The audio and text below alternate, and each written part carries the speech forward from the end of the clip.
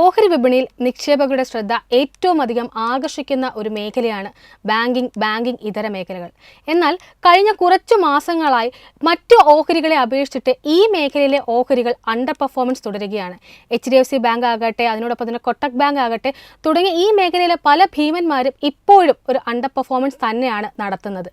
ഈ മേഖലയിലെ small finance bank ഓഹരികളുടെ performance വിലയിരുത്തിയാലും മറിച്ചല്ല സ്ഥിതി എന്നും കാണാം. ഇയർ ടു ഡേറ്റ് പ്രകടനം വിലയിരുത്തുമ്പോൾ നെഗറ്റീവ് റിട്ടേൺസ് ആണ് ഭൂരിഭാഗം ഓഹരികളും നൽകിയിരിക്കുന്നത്. ഈ ഓഹരികളെ പൂർണ്ണമായും കൈയൊഴിയേണ്ട എന്നാണ് ബ്രോക്കറേജുകൾ ഇപ്പോൾ നിരീക്ഷണം നടത്തിയിരിക്കുന്നത്. അത്തരത്തിൽ ബ്രോക്കറേജുകളുടെ റഡാറിൽ ഉൾപ്പെട്ട ഒരു ഓഹരിയാണ് ഉത്കർഷ് സ്മോൾ ഫിനാൻസ് ബാങ്ക്. മുൻനിര ബ്രോക്കറേജുകളിലൊന്നായ ICICI സെക്യൂരിറ്റീസ് ആണ് ഈ ഓഹരിക്ക് ഇപ്പോൾ ബൈ കോൾ നൽകിയിരിക്കുന്നത്. 46% വളർച്ചാ സാധ്യതയാണ് ബ്രോക്കറേജ് കാണുന്നത്. ടാർഗറ്റ് വിലയായി നൽകിയിരിക്കുന്നത് 70 രൂപ. ബാങ്കിന്റെ ചരിത്രത്തിലേക്ക് നോക്കിയാൽ 2016 ബാങ്ക് സ്ഥാപിതമായത്. തുടർന്ന് 2023 ജൂലൈ 21 വിപണിയിൽ ലിസ്റ്റ് ചെയ്യപ്പെട്ടു. നിലവിൽ ഓഹരിയുടെ മാർക്കറ്റ് ക്യാപിറ്റലൈസേഷൻ എന്ന് പറയുന്നത് ഏകദേശം 53 ബില്യൺ രൂപയാണ്. മൈക്രോ ഫിനാൻസ് ലോണുകൾ നൽകിക്കൊണ്ടായിരുന്നു കമ്പനി പ്രധാനമായും പ്രവർത്തനം ആരംഭിച്ചത്. ബീഹാർ, ഉത്തർപ്രദേശ് തുടങ്ങിയ ഉത്തരേന്ത്യൻ സംസ്ഥാനങ്ങളിലാണ് പ്രധാനമായും കമ്പനി പ്രവർത്തനങ്ങൾ ശ്രദ്ധ കേന്ദ്രീകരിച്ചത്. തുടർന്ന് ഇന്ത്യയുടെ വിവിധ ഭാഗങ്ങളിലേക്ക് പ്രവർത്തനം വ്യാപിപ്പിച്ചു. അവരുടെ അടിത്തറ ശക്തമാക്കി വരികയാണ്. ഇന്ത്യൻ ജനസംഖ്യയുടെ 16% ഉത്തർപ്രദേശിലാണ്. ഈ മേഖലയിലാണ് പ്രധാനമായിട്ടും ഈ സ്മോൾ ഫിനാൻസ് ബാങ്ക് പ്രവർത്തനം കേന്ദ്രീകരിച്ചിരിക്കുന്നത്. ഈ മേഖലയിലെ മൊത്തത്തിലുള്ള ക്രെഡിറ്റ് വിപണി വിഹിതം എന്ന് പറയുന്നത് 2023 ഡിസംബറിലെ കണക്കുകൾ പരിശോധിക്കുകയാണെങ്കിൽ ഏകദേശം 42 ബേസിസ് പോയിന്റ്സിന്റെ വളർച്ചയാണ് രേഖപ്പെടുത്തിയിരിക്കുന്നത്. ഒപ്പം തന്നെ ഇനിയും വളരാനുള്ളൊരു സാധ്യത നിലനിൽക്കുന്നുണ്ട് എന്നൊരു നിരീക്ഷണം കൂടിയാണ് ബ്രോക്കറേജ് നടത്തിയിരിക്കുന്നത്. ഇനി ബ്രാഞ്ച് ഡിസ്ട്രിബ്യൂഷനിലേക്ക് നോക്കിക്കഴിഞ്ഞാൽ ഗ്രാമീണ അർദ്ധനഗര വിപണികളിൽ അതിവേഗ ബ്രാഞ്ച് നെറ്റ്വർക്ക് ശക്തമായിട്ട് മുന്നോട്ട് കൊണ്ടുപോകുന്ന ടോപ്പ് പ്ലേയേഴ്സിൽ ഉൾപ്പെട്ട ഒരു ഓഹരിയാണ് അല്ലെങ്കിൽ ഒരു കമ്പനിയാണ് Utkarsh small finance bank. 2 wheeler ലോണുകൾ, സ്വർണ്ണപ്പണയം, ഹൗസിംഗ് ലോണുകൾ, ലോൺ അഗെയിൻസ്റ്റ് പ്രോപ്പർട്ടി, MSME ലോണുകൾ, വാണിജ്യ വാഹനങ്ങൾക്കായ ലോണുകൾ, കൺസ്ട്രക്ഷൻ എക്യുപ്മെന്റ്സിനായുള്ള ലോണുകൾ തുടങ്ങി വൈവിധ്യമാർന്ന ഉൽപ്പന്നങ്ങളാണ് കമ്പനി ഉപഭോക്താക്കൾക്ക് നൽകി വരുന്നത്. ഇതും കമ്പനിയുടെ ക്ലയന്റ് ബേസ് വർദ്ധിപ്പിക്കുന്നതിലേക്ക് നയിച്ചു. കമ്പനിയുടെ ഫൈനാൻഷ്യൽസിലേക്ക് നോക്കിക്കഴിഞ്ഞാൽ 2018 ഫൈനാൻഷ്യൽ ഇയർ മുതൽ 2023 സാമ്പത്തിക വർഷം വരെയുള്ള കാലയളവിൽ കമ്പനിയുടെ അസറ്റ് അണ്ടർ മാനേജ്മെന്റ് അഥവാ AUM നോക്കുകയാണെങ്കിൽ 34% വളർച്ച കൈവരിച്ചിരിക്കുന്നത്. സെപ്റ്റംബർ 2023 വരെയുള്ള കണക്കുകൾ പരിശോധിക്കുമ്പോൾ മൈക്രോ ഫിനാൻസ് ഇതര ലോണുകളിൽ മാത്രം 38% അസറ്റ് അണ്ടർ മാനേജ്മെന്റ്. തടസ്സമില്ലാത്ത വളർച്ച, ചെലവിലുള്ള കർശന നിയന്ത്രണം, സ്ഥിരതയുള്ള ആസ്തി നിലവാരം തുടങ്ങിയവയാണ് അസറ്റ് അണ്ടർ മാനേജ്മെന്റ് മെച്ചപ്പെടാനുള്ള പ്രധാന കാരണങ്ങളായി വിലയിരുത്തുന്നത്.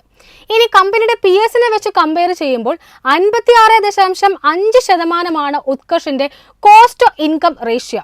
65% ഇക്വിറ്റ സ്മോൾ ഫിനാൻസ് ബാങ്കിന്റെ കോസ്റ്റ് ടു ഇൻകം റേഷ്യോ. അതിനോടൊപ്പം തന്നെ സൂര്യോദയയ്ക്ക് വരുമ്പോൾ 60%, ഈസാഫ് സ്മോൾ ഫിനാൻസ് ബാങ്കിന് 57% കോസ്റ്റ് ടു ഇൻകം റേഷ്യോ ആയിട്ട് രേഖപ്പെടുത്തിയിരിക്കുന്നത്.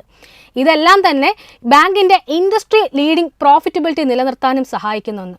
2021 സാമ്പത്തിക വർഷം മുതൽ 2023 സാമ്പത്തിക വർഷം വരെയുള്ള കാലയളവിൽ ശരാശരി റിട്ടേൺ ഓൺ ഇക്വിറ്റി 12%. അതേസമയം ഇക്വിറ്റാസിന് 11%, ഉജ്ജീവന് 6%, സൂര്യോദയയ്ക്ക് 0.03% മാത്രം രേഖപ്പെടുത്തിയെടുത്താണ് ഇത്ര മികച്ച നമ്പർ ബാങ്കിന് രേഖപ്പെടുത്താൻ സാധിച്ചതെന്ന് ബ്രോക്കറേജ് പ്രത്യേകം ചൂണ്ടിക്കാട്ടുന്നു. എന്നാൽ ഈ സാമ്പത്തിക വർഷത്തിലെ 3-ാം പാദത്തിൽ ക്രെഡിറ്റ് ചെലവിൽ വർധന രേഖപ്പെടുത്തിയിരുന്നു. പാദാടിസ്ഥാനത്തിൽ 2.3% നിന്നും 2.7% കോസ്റ്റ് ഓഫ് ബോറോയിങ് വർദ്ധിച്ചത്. ഈ കാലയളവിൽ ഹോളിഡേയ്സ് കൂടിയതുകൊണ്ട് തന്നെ ക്യാഷ് ഫ്ലോയിൽ ഉണ്ടായ മിസ്മാച്ച് ആണ് ഈ വർധനയ്ക്ക് കാരണമെന്നാണ് മാനേജ്മെന്റ് അഭിപ്രായപ്പെട്ടത്. ഇത് താൽക്കാലികമാണെന്ന് കൂടി അവർ കൂട്ടിച്ചേർക്കുന്നു. 4-ാം പാദത്തിൽ ഈ കോസ്റ്റ് ഓഫ് ബോറോയിങ് തീർച്ചയായും കുറയുമെന്ന പ്രതീക്ഷ കൂടിയാണ് മാനേജ്മെന്റ് പങ്കുവെക്കുന്നത്. ഇനി കഴിഞ്ഞ പാദത്തിലെ കമ്പനിയുടെ ഫൈനാൻഷ്യൽ റിസൾട്ട് പരിശോധിക്കുകയാണ് എന്നുണ്ടെങ്കിൽ വരുമാനമായി രേഖപ്പെടുത്തിയിരിക്കുന്നത് 4.61 ബില്യൺ രൂപയായിരുന്നു. അതായത് 2023 സാമ്പത്തിക വർഷത്തിന്റെ 3-ാം പാദത്തിൽ നിന്നും ഏകദേശം 22% വർധന വരുമാനത്തിൽ രേഖപ്പെടുത്താൻ കമ്പനിക്ക് സാധിച്ചിട്ടുണ്ടായിരുന്നു. അറ്റ വരുമാനത്തിലേക്ക് നോക്കുകയാണെങ്കിൽ 1.16 ബില്യൺ രൂപയാണ് രേഖപ്പെടുത്തിയിരിക്കുന്നത്. വാർഷികാടിസ്ഥാനത്തിൽ ഏകദേശം 24% വളർച്ച രേഖപ്പെടുത്താൻ അറ്റാദായത്തിൽ കമ്പനിക്ക് സാധിച്ചിട്ടുണ്ടായിരുന്നു. ഇനി പലിശ വരുമാനത്തിലേക്ക് നോക്കുകയാണ് എന്നുണ്ടെങ്കിൽ വാർഷികാടിസ്ഥാനത്തിൽ 25.8% വർദ്ധിച്ച് 8.06 ബില്യൺ രൂപയായിട്ടായിരുന്നു രേഖപ്പെടുത്തിയിട്ടുണ്ടായിരുന്നത്. ലാഭ മാർജിൻ അഥവാ പ്രോഫിറ്റ് മാർജിനിലേക്ക് നോക്കുകയാണെങ്കിൽ 25% നിലനിർത്താനും സാധിച്ചിട്ടുണ്ടായിരുന്നു. അതായത് മൂന്നാം പാദത്തിന് അനുസരിച്ച് തന്നെ ഏകദേശം ഒരു ഇൻലൈൻ ആയിട്ട് എസ്റ്റിമേഷൻ തന്നെയായിരുന്നു കമ്പനി രേഖപ്പെടുത്തിയിട്ടുണ്ടായിരുന്നത്. ഇനി EPSലേക്ക് നോക്കുകയാണെങ്കിൽ 1.14 ആയിട്ടാണ് ഉയർന്നിട്ടുണ്ടായിരുന്നത്. ഏർണിംഗ്സ് പെർ ഷെയർ 2023 മൂന്നാം പാദത്തിൽ 1.04% മാത്രമായിരുന്നു. അസറ്റ് അണ്ടർ മാനേജ്മെന്റിന്റെ വളർച്ച നോക്കുകയാണെങ്കിൽ പാദാടിസ്ഥാനത്തിൽ 10% വളർച്ച രേഖപ്പെടുത്താനും കമ്പനിക്ക് സാധിച്ചിട്ടുണ്ടായിരുന്നു. ഇനി വരുന്ന വർഷങ്ങളിലെ കമ്പനിയുടെ ഈ ഒരു ഫൈനാൻഷ്യലെ സംബന്ധിച്ച എക്സ്പെക്ടേഷൻസ് കൂടി പരിശോധിക്കുകയാണ് എന്നുണ്ടെങ്കിൽ ICICI സെക്യൂരിറ്റീസ് അഭിപ്രായത്തിൽ നെറ്റ് ഇൻട്രസ്റ്റ് അറ്റ പലിശ വരുമാനത്തിലേക്ക് നോക്കുമ്പോൾ 2024 സാമ്പത്തിക വർഷത്തിൽ, അതായത് ഈ ഒരു മാർച്ചോട് കൂടി അവസാനിക്കുന്ന സാമ്പത്തിക വർഷത്തിൽ ഏകദേശം 18.6 ബില്യൺ രൂപയായി വളരുമെന്നാണ് പ്രതീക്ഷിക്കുന്നത്. 2025 ആകുമ്പോഴേക്കും ഈ ഇനത്തിൽ 23.4 ബില്യൺ രൂപയായി ഉയരുമെന്നും 26 സാമ്പത്തിക വർഷത്തിൽ 29 ബില്യൺ രൂപയായി അറ്റ പലിശ വരുമാനം ഉയരുമെന്നാണ് പ്രതീക്ഷിക്കുന്നത്. അതിനോടൊപ്പം തന്നെ പ്രവർത്തന വരുമാനം നോക്കുകയാണെന്നുണ്ടെങ്കിൽ അല്ലെങ്കിൽ പ്രവർത്തന ലാഭം പരിശോധിക്കുകയാണെങ്കിൽ 2024 സാമ്പത്തിക വർഷത്തിൽ 9.6 ബില്യൺ രൂപയായിട്ടായിരിക്കും പ്രവർത്തന ലാഭം രേഖപ്പെടുത്തുക എന്ന പ്രതീക്ഷയാണ് ബ്രോക്കറേജ് ഇപ്പോൾ പങ്കുവച്ചിരിക്കുന്നത്. 2025 ആകുമ്പോഴേക്കും 12.1 ബില്യൺ രൂപയായും 2026 ആകുമ്പോഴേക്കും 14.9 ബില്യൺ രൂപയായും പ്രവർത്തന ലാഭം രേഖപ്പെടുത്താൻ കമ്പനിക്ക് സാധിക്കുമെന്ന് പ്രതീക്ഷിക്കുന്നുണ്ട്. അറ്റ ലാഭത്തിലേക്ക് നോക്കുകയാണ് എന്നുണ്ടെങ്കിൽ ഈ സാമ്പത്തിക വർഷത്തിൽ 4.7 ബില്യൺ രൂപയായിരിക്കും കമ്പനി രേഖപ്പെടുത്താൻ സാധ്യതയുള്ള അറ്റ ലാഭമായി ബ്രോക്കറേജ് കണക്കാക്കുന്നത്.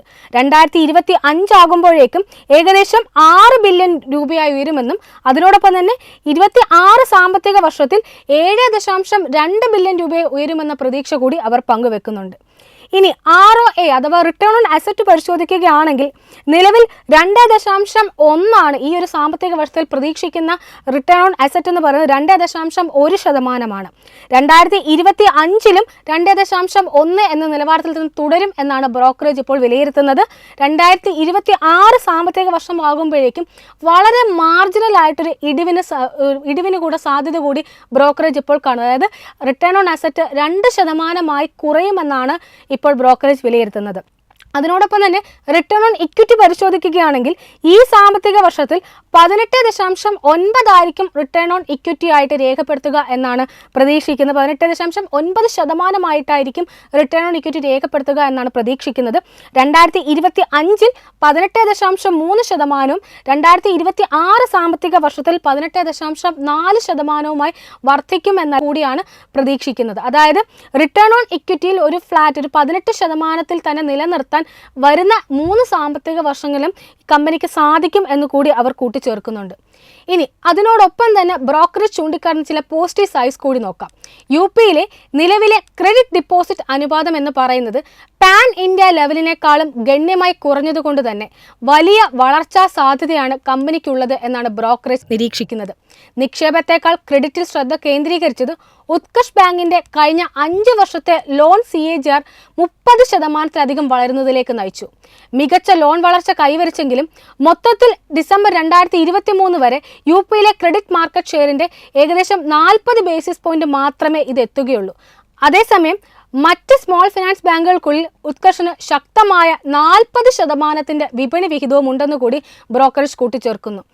ആക്സിസ് ബാങ്ക് പോലെയുള്ള മുൻനിര പ്രൈവറ്റ് ബാങ്കുകളേക്കാൾ ഉത്കർഷിന് മികച്ച വിപണി വിഹിതവുമുണ്ട്. കഴിഞ്ഞ 3 വർഷങ്ങളായി മികച്ച ROA അനുപാതവും അതിനോടൊപ്പം തന്നെ നെറ്റ് ഇൻട്രസ്റ്റ് മാർജിനും രേഖപ്പെടുത്താൻ കമ്പനിക്ക് സാധിച്ചിട്ടുണ്ട്. ഇനി അതിനോടൊപ്പം തന്നെ ക്യാപിറ്റൽ ആഡിക്വസി റേഷ്യോ പരിശോധിക്കുകയാണെങ്കിൽ 20.64%. ഇൻഡസ്ട്രിയുമായി കമ്പയർ ചെയ്യുമ്പോൾ ഇത് സാമാന്യം ഭേദപ്പെട്ട നിലയിൽ ഒന്നാണ് എന്നാണ് ബ്രോക്കറേജ് ഇപ്പോൾ വിലയിരുത്തുന്നത്. എന്നിരുന്നാൽ കൂടി ചില കോഷൻസ് കൂടി നിക്ഷേപകർ ശ്രദ്ധിക്കേണ്ടതുണ്ട്. അതിൽ ആദ്യത്തേത് കുറഞ്ഞ കാസ വളർച്ചാ നിരക്കാണ്. 1.48% വാർഷികാടിസ്ഥാനത്തിൽ കാസയിലെ വളർച്ചയായിട്ട് കമ്പനി രേഖപ്പെടുത്തിയിരിക്കുന്നത്. ഇത് ഇൻഡസ്ട്രിയെ കമ്പയർ ചെയ്യുമ്പോൾ വളരെ കുറവാണ്. അതിനോടൊപ്പം തന്നെ പറയേണ്ട മറ്റൊരു കൺസെപ്റ്റ് എന്ന് പറയുന്നത് കുറഞ്ഞ മറ്റു വരുമാന അനുപാതം. 11.95% മറ്റു വരുമാന അനുപാതമായിട്ട് കമ്പനി രേഖപ്പെടുത്തിയിട്ടുണ്ട്.